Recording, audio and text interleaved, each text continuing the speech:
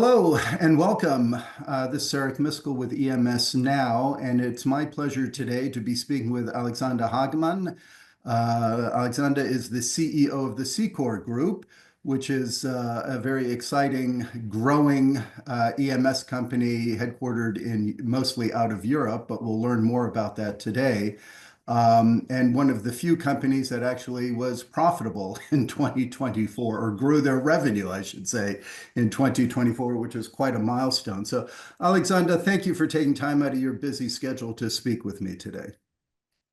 Thanks, Eric, for having me. Absolutely. Listen, let's begin kind of looking back. You joined Cicor as the CEO back in 2016. Kind of characterize for me the company you joined back in 2016, how it was configured. I should say that Cicor has started out in 1966 as a manufacturer of their PCBs and has ventured into the EMS space only with the string of acquisition starting 2004. When I joined the group, it was a technologically advanced group with good people. What I also found was we had some silos, too top-heavy in the organization. And not fully integrated. So that's what I found then. 12 sites in total we had. We were in US dollars, roughly $180 million in sales. And what was the charter you were given, or the mission given to you by the board that hired you at that time? Actually, I was running at the time another electronics firm, so the board and I had extensive discussions about what we wanted to change. And we were talking about going back to business, understanding our industry. It's very down to earth, and focusing on what really matters most, which is customers and operations. Elimination of organizational layers. I'd say, sorry, even if I use them also, less PowerPoint, more touch points with the customer. So to develop consistent strategy and to focus on operational excellence and integration. So very clear charter, but again, very down to earth. Yeah, no, it sounds like it. Now, fast forward to today. Now we're here 9 years later, 2025. Cicor looks very different than it did 9 years ago. Give us an overview of kind of the footprint, the organization as it exists today. First of all, what we managed to do with the approach that I just mentioned is to move organic sales up, winning of new customers, to also bring margins up. So EBITDA margin before COVID about 10% from the 6% it had when I joined. And then we used that as the jump-off point to accelerate our growth. And today we are talking about 28 sites with 52 lines, 200,000 square meters, so more than 2 million square feet of manufacturing space. We're talking about 4,300 employees that we are having, and being strong in a few countries: UK, France, Germany, of course, Switzerland. So that's what we did. Mm-hmm. And from an industrial sector perspective, you still remain very focused. That we started actually 2017, and it was, I think, more important to say what we're not doing rather than what we are doing. We decided to not do automotive. And that is an important point because the hype about electric vehicles, hybrid vehicles started. Everybody said you have to be in. We decided no, that would be a market that would be very bumpy and very quickly commoditized. Yeah. So we focused really very much on aerospace defense, on healthcare technologies and industrial applications, which is a bit of bucket of broader applications that we're doing. And that has never changed since 2017. Okay, very good. And if I remember correctly, the first time I met you, we visited your facility there in Switzerland. And if I remember correctly, Cicor claimed with hearing aids having the special position, and many hearing aids in the world. Yes, it is still true that 1 out of 2 hearing aids in the world is using one way or the other Cicor technology, Cicor components. It's still the case. We have broadened that presence even. So today you see ourselves doing PCBs, doing micromolded precision plastics, doing assemblies, and doing accessories. So that business continues to grow for us. It's one of the, I'd say, one of the most important sub-verticals that we have in the group. Excellent. Now, something I was excited to see recently with you is the theme that you have, which is creating together, which is your product development capability. So tell me more about that. And is that more like traditional ODM or is that more JDM joint design rather than original design? What is it that you're doing? It's not original design. We have, with one very small exception, we don't own our designs. So 100% of what we do, and that's a very clear business model, is doing for our customers. So in the meantime, it's roughly 150 persons doing hardware, software, mechanical design, and that even excludes the MPI work, so test engineering. So 150 persons doing product development. It is true co-development. It's development services. We never own the designs. Very important here, we stay very true to being a contract designer and a contract manufacturer. So therefore, creating the creation aspect that you mentioned, but also the togetherness, that we never do things on our own. We always do them with and for our customers. Yeah. And are those currently in any particular sectors that you serve, or is that across the customer base? It's across the core segments that we serve. So aerospace defense, we do a lot in the UK and system development there. And then healthcare technology and industrial. That's where you would see almost 100% of what we do in engineering. Okay, very good. Now, I teased it at the beginning, but you are probably known, Cicor has been for the last many years, as probably the most active EMS company doing acquisitions in the industry. And you've stated publicly that more acquisitions are undoubtedly in your future.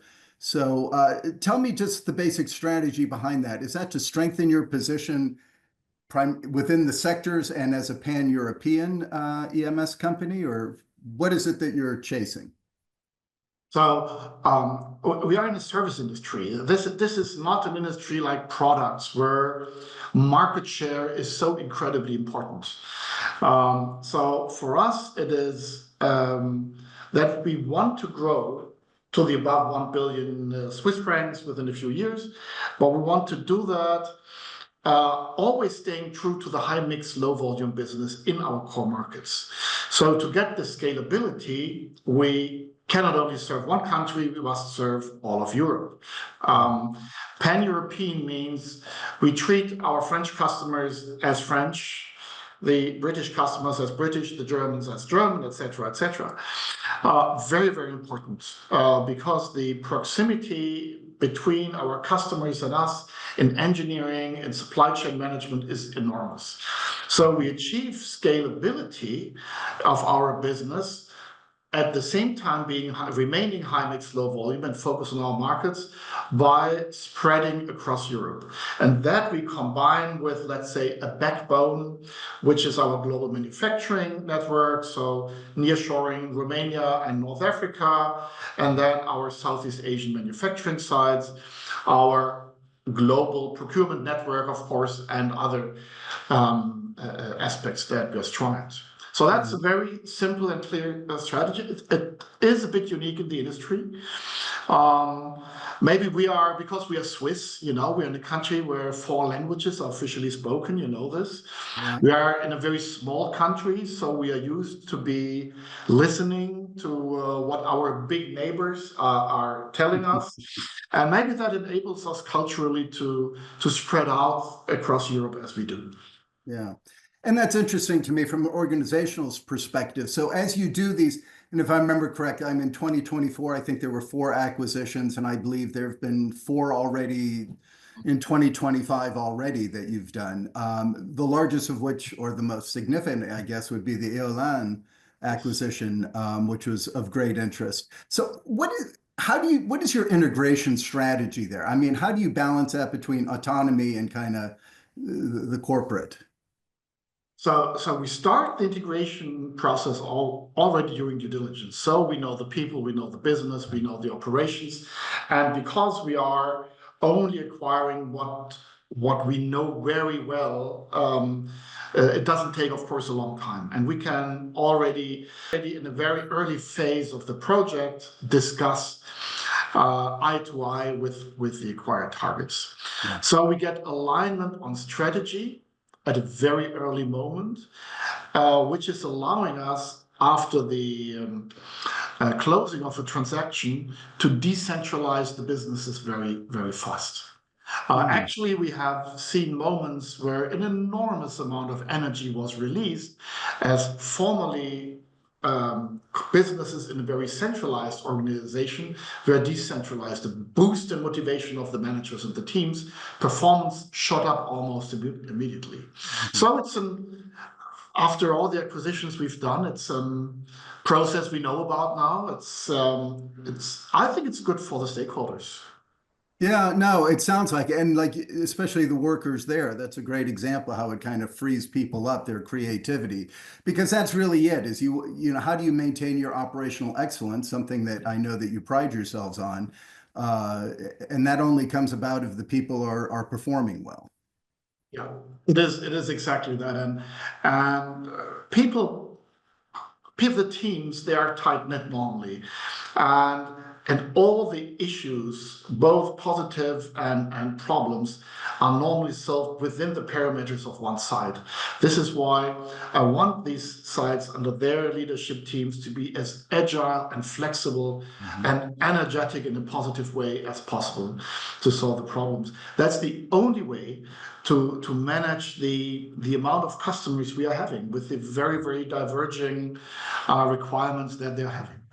Yeah, no, excellent. And, and you said at the beginning, getting rid of bureaucracy, those levels is important to you, and keeping them responsive to their markets in their markets is the mission then. So, Exactly. yeah. So tell me, one of the major markets that you've become known for, and probably the largest, is the military defense. I think Yes. if I'm not misspeaking here, probably the largest European-based, EMS in that area.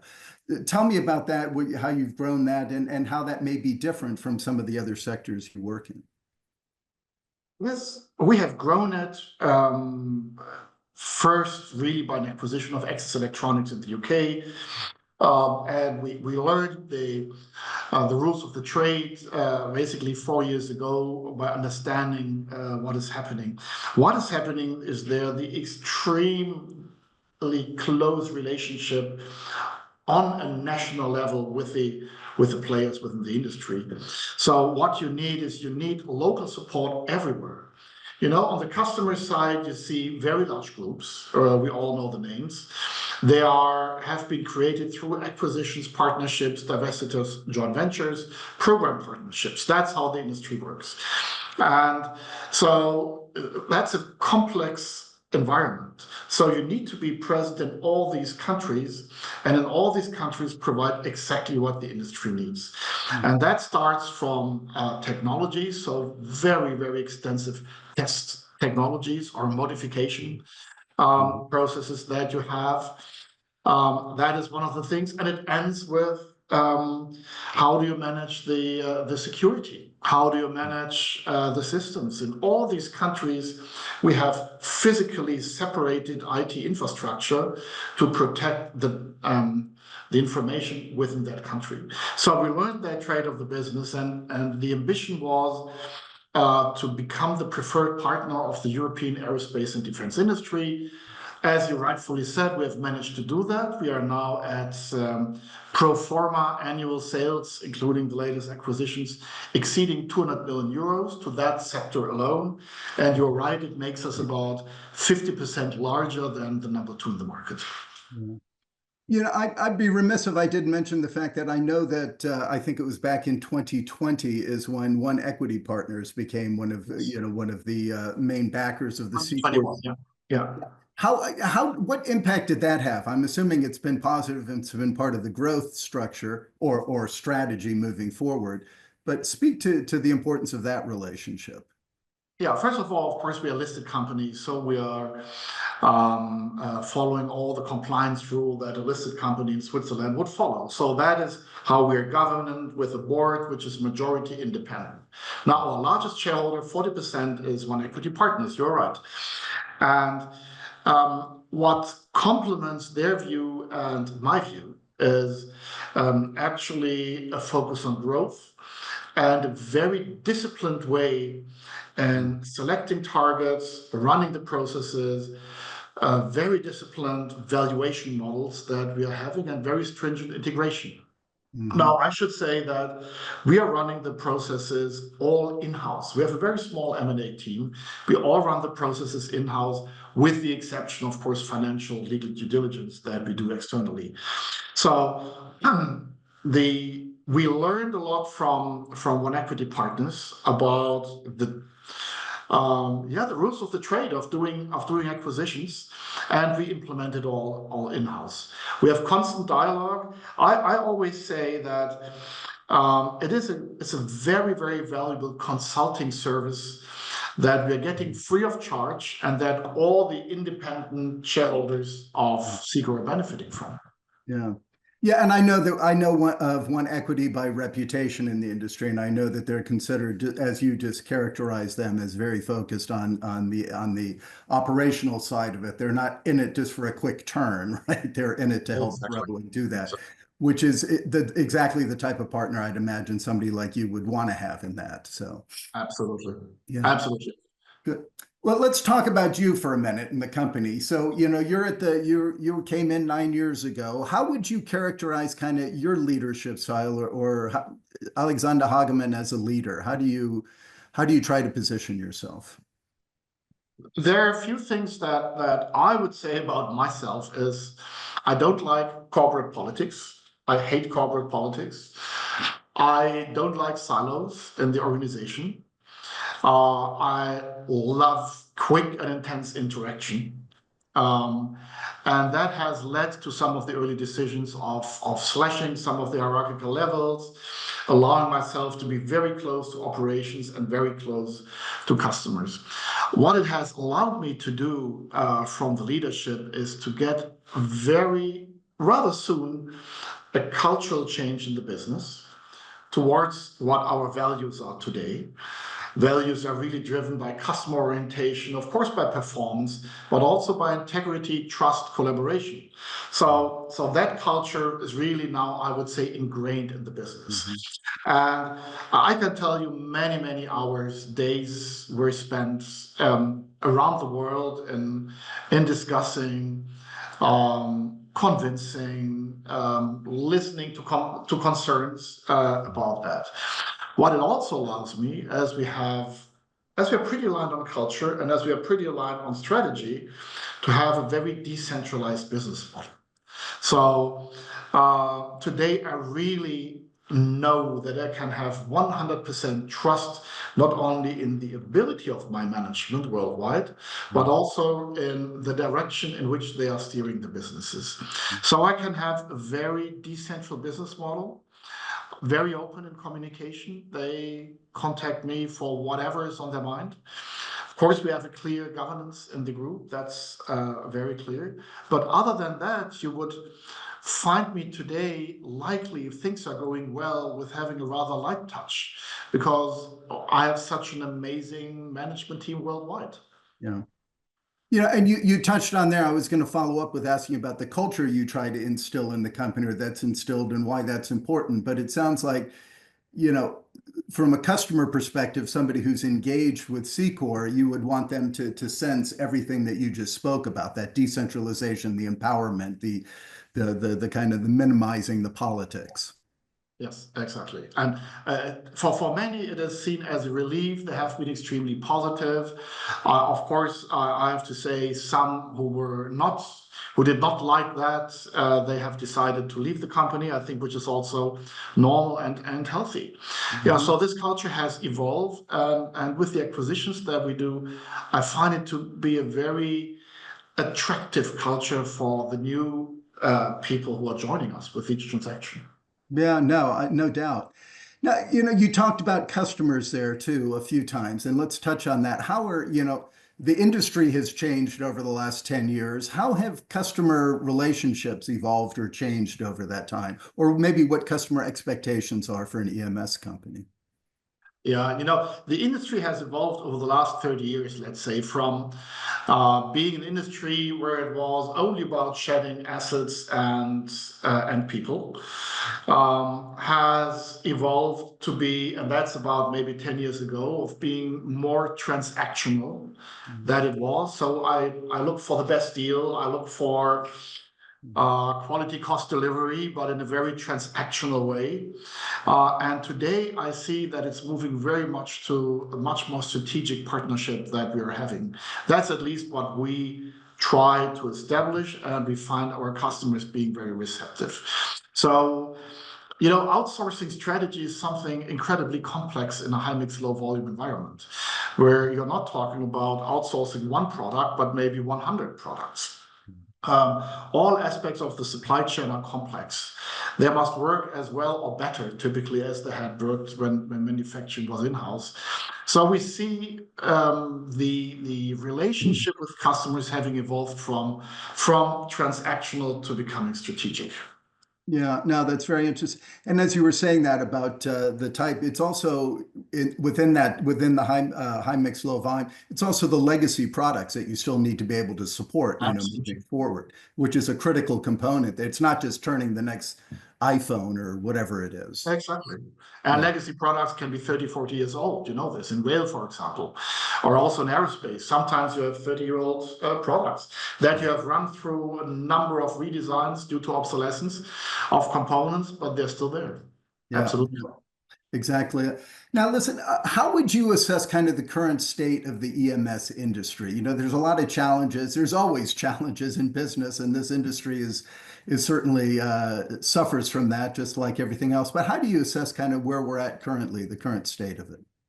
I can obviously only talk about Europe best and about, let's say, the tier 2, tier 3 companies, not the behemoth of this industry. And what I see is a kind of a bifurcation, because customers have changed rapidly. As I said, they look for strategic relationship. They look for capabilities. They look for scale. They look for footprint. And therefore, today, for example, if you're looking for footprint in Southeast Asia and you go to European EMS, we are one of the very, very few that do actually have a footprint in Southeast Asia. So these are requirements that are more and more firm by customers. And therefore, I talk about bifurcation. You have the ones that are single site or maybe two sites only in one country, which tend to be more and more squeezed by the customers.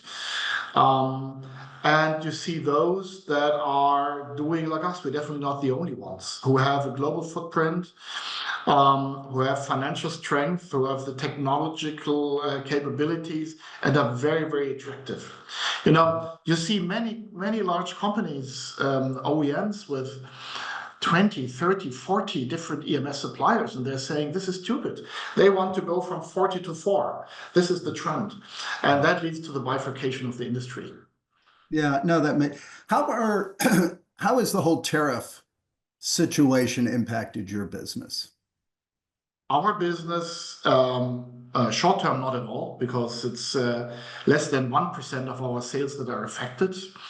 So that is very, very limited.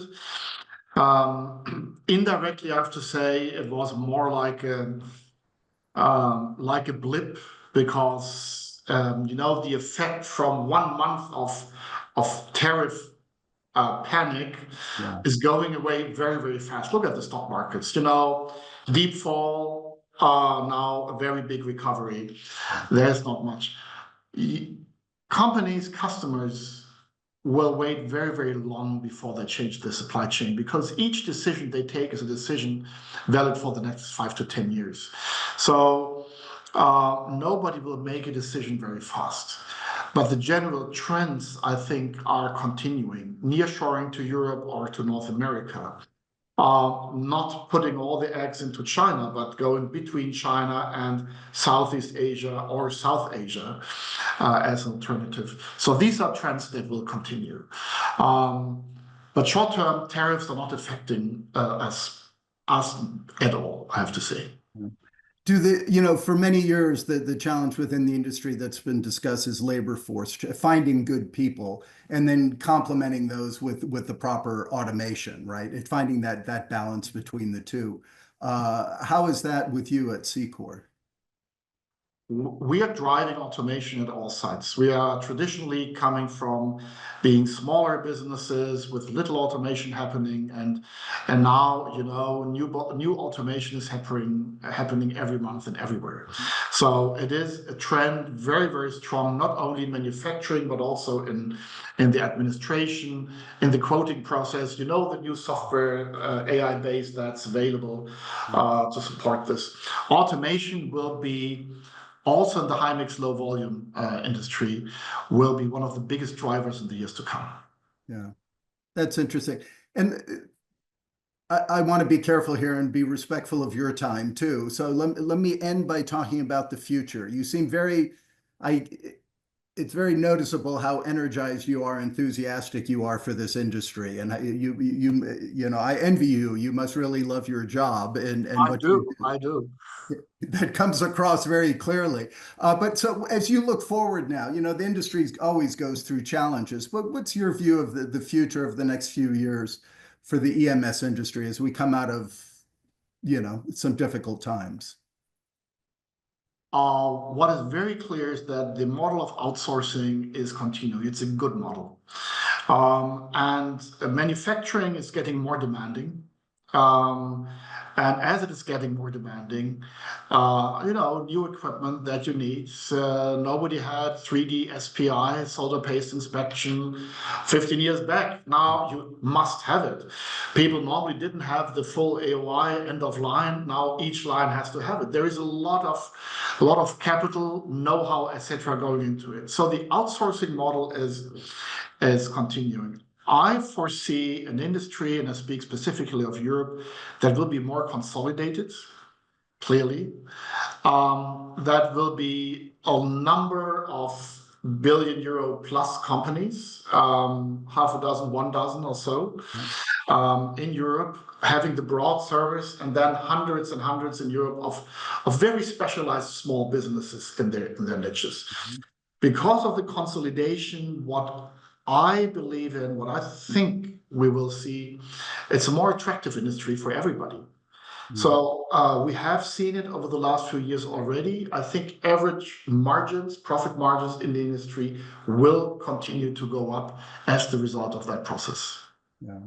Yeah, EMS really has been the critical partner for the OEM customers, and we hear of that in different ways globally every day about how dependent those or interdependent, I should say, those relationships have truly become, which really speaks to the model that you're commenting. Yeah, excellent. Well, Alexander, it's always a pleasure to talk to you. I should say, is there anything else about Cicor I forgot to ask you about that you feel compelled to share? You know the company very, very well. So I think you hit the nail on the head, and we're touching all the aspects that are important for our business. Thank you for your continued interest in Cicor. I think it's a very exciting journey, and I'm really glad that I'm allowed to be part of that history. Nah, very good. I think your humility says a lot, and it's in a great company, and I look forward to. I think I visited 4 or 5 of your sites already to date. So thank you for always allowing us access when we're traveling. We appreciate that, sir. I hope to see you again very soon. Maybe you come to Morocco soon. That would be a good one. Yes, sir. I would look forward. Fantastic location. We have now 2 sites there, cable assemblies and full integration and box build. It's an amazing country and an amazing opportunity, I must say. That came from the Erlan acquisition. That came from the Erlan, and when I visited it first, of course, about 3 months back, I said, "Wow, what this country has to offer with regards to cost versus technology, proximity, and free trade agreements with many countries. It's an amazing, and I must say, so far underrated country for manufacturing. So I'm very glad we're having more than 200 employees there now. And I'm sure it will be one of the fast growing sites that we're having. Oh, so very maybe your next destination, Casablanca. We'll put that on the list for the future. I'll take you up on that. Alexander, thank you very much for your time, sir. I wish you continued success. Thank you. All the best to you. See you very soon, Eric. Yes, sir. Thank you. Bye-bye. Bye-bye.